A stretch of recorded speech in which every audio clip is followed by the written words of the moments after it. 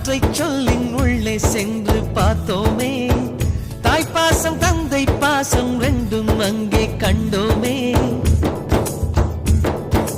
அத்தனை சொந்தமும் ஆஸ்தியில் கலந்தது, நட்பெனும் சொந்தமே அஸ்தியில் கலப்பது.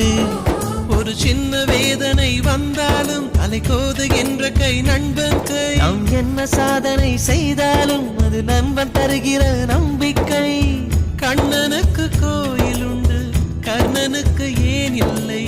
நட்புக்கு ஒரு கோயில் கட்டு, அதில் ஒன்றும் தவறில்லை. எங்களின் வீடு இன்று ஒரு ஏழை நிலாதான், எங்களின் பின்னால் நட்புக்கு ஒரு தாஜ்மஹால்.